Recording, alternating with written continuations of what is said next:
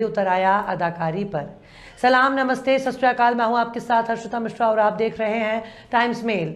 हमारे देश में अगर किसी को शूरवीर बनाना है तो देश के बॉर्डर पर लड़ने के लिए नहीं जाने की ज़रूरत नहीं है।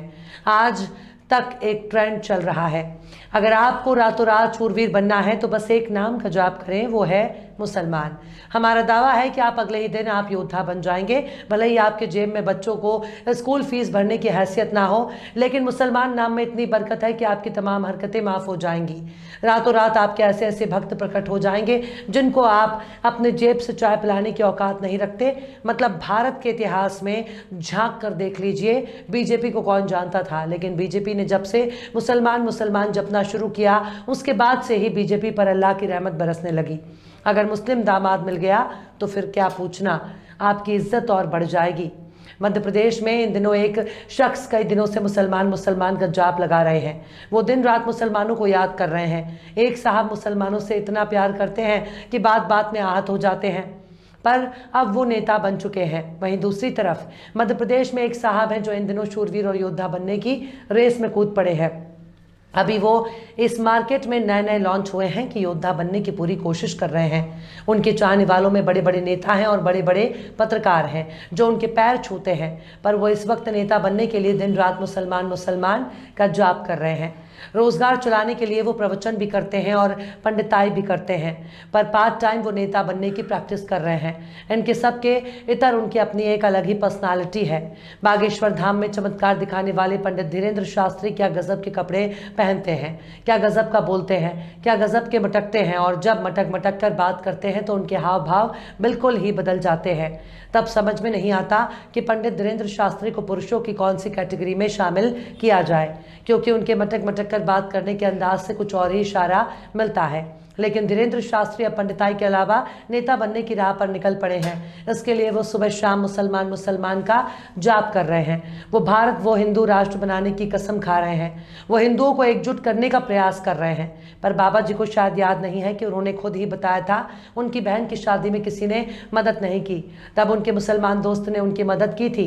यहाँ तो बात भारत को हिंदू राष्ट्र बनाने की हो रही है। दरअसल पंडित धीरेन्द्र शास्त्री के हालिया बयान पर अगर गौर किया जाए तो उनके बयान धार्मिक कम सियासी ज्यादा नजर आ रहे हैं। शायद उनको मध्य प्रदेश में बड़े मंत्री पद की लालसा हो रही है या फिर 2024 में संभावनाएं तलाश रहे हैं। मुसलमान नाम की बरकत में धीरेन्द्र शास्त्री अच्छी तरह से वाकिफ हैं, इसलिए उनको पूरी उम्मीद है कि मुसलमान मुसलमान का जाप करने से उनको सत्ता के गलियारे में जगह मिल जाएगी।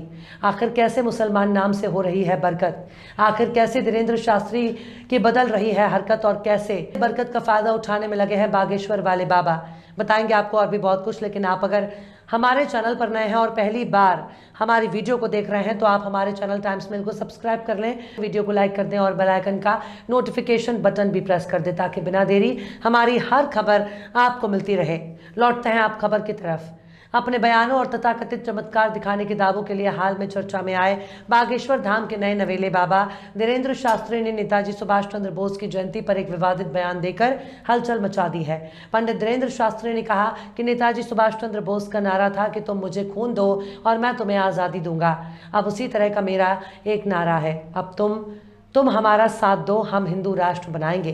धीरेन्द्र शास्त्री ने लोगों से कहा कि इस नारे को पूरा देश में फैलाने के लिए उनको एकजुट हो जाना चाहिए। मतलब धीरेन्द्र शास्त्री कल तक काला चिट्ठा खोलने का दावा करते थे, लेकिन अब वो खुद ही नेतागिरी के रास्ते पर निकल पड़े हैं।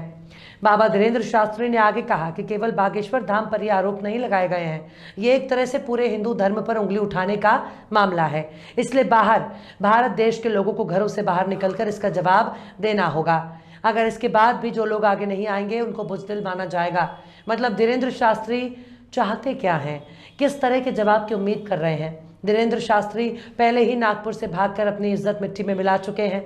उन्हें नागपुर के श्याम मानव की चुनौती इतनी चुभ रही है, इस मामले को हिंदू धर्म और सनातन पर हमला करार दे रहे हैं। बेचारे पंडित धीरेन्द्र शास्त्री अब लोगों को भड़का रहे हैं। वो लोगों को पता नहीं किस तरह का जवाब देने के लिए भड़का रहे हैं। खुद तो नागपुर से दुम दबाकर फरार हो गए, अब दूसरों को बुज़दिल बता रहे हैं। धीरेन्द्र शास्त्री ने सभी लोगों से इस नारे को मोबाइल के जरिए पूरे देश में भेजने की अपील की है। धीरेन्द्र शास्त्री ने कहा कि इस देश में कोई ऐसा महापुरुष नहीं हुआ जिस पर कोई आरोप नहीं लगाया गया, चाहे मीरा हो, रैदास, कबीर या तुलसीदास हो, सभी को कसौटी पर खरा उतरना पड़ा। बाबा धीरेन्द्र शास्त्री ने कहा कि लोग मुझसे पूछते थे कि बाबा तुम क्या चमत्कार करते हो। ऐसे सभी लोगों को मैं इस व्यासपीठ से कहना चाहता हूं कि सबसे बड़ा चमत्कार तो यही हो गया कि पूरे देश का हिंदू आज एक हो गया। धीरेन्द्र शास्त्री ने कहा कि अगर किसी को दूसरा चमत्कार देखना हो तो बागेश्वर धाम सरकार के दरबार में आ जाना। धीरेन्द्र शास्त्री ने कहा कि अगर किसी के भीतर सनातनी हिंदू की एक बूंद भी है तो उसे उनका साथ देना चाहिए। धीरेन्द्र शास्त्री ने कहा कि वो कभी नेता नहीं बनेंगे और ना ही कभी अपनी कोई पार्टी ही बनाएंगे। मतलब इतना बड़ा सियासी बयान देने के बाद वो कह रहे हैं कि वो नेता नहीं बनेंगे। दरअसल पंडित धीरेन्द्र शास्त्री इस वक्त शंकराचार्य स्वामी अविमुक्तेश्वरानंद की चुनौती से आहत हैं। श्याम मानव की ललकार के बाद शंकराचार्य ने भी उनके चमत्कार पर सवाल उठाया और जोशी मठ में आई दरारों को भरकर चमत्कार साबित करने के लिए कहा है। वहीं दूसरी तरफ इलाहाबाद के दंडी सन्यासियों ने भी धीरेन्द्र शास्त्री को एक नंबर का फरकट, पाखंडी और 420 कहा है। शायद इन सबसे धीरेन्द्र शास्त्री बहुत आहत हैं, लेकिन बागेश्वर धाम सरकार के नाम से मशहूर धीरेन्द्र कृष्ण शास्त्री ने भारत को हिंदू राष्ट्र बनाने को लेकर कहा कि चूड़ियां पहनकर मत देखो। ये उंगली सिर्फ बागेश्वर धाम पर नहीं बल्कि पूरे सनातन धर्म पर उंगली उठाई गई है। हम घोषित करते हैं कि भारत एक हिंदू राष्ट्र है। हिंदुओं से कहेंगे अब चुनौतियों से डरना नहीं, डटकर मुकाबला करना है। मतलब धीरेन्द्र शास्त्री इस देश को हिंदू राष्ट्र घोषित करने वाले होते कौन हैं? पंडित धीरेन्द्र शास्त्री केवल अपने सियासी पहुंच की वजह से इतना सब कुछ बोल रहे हैं। वे लोगों को हिंसा के लिए उकसा रहे हैं। धीरेन्द्र शास्त्री में अब हिम्मत ही नहीं है कि वो नागपुर में दोबारा कदम रख दें। उनको एक साधारण सी चुनौती से इतना डर लग रहा है कि वो नागपुर जाने की सोच भी नहीं सकते।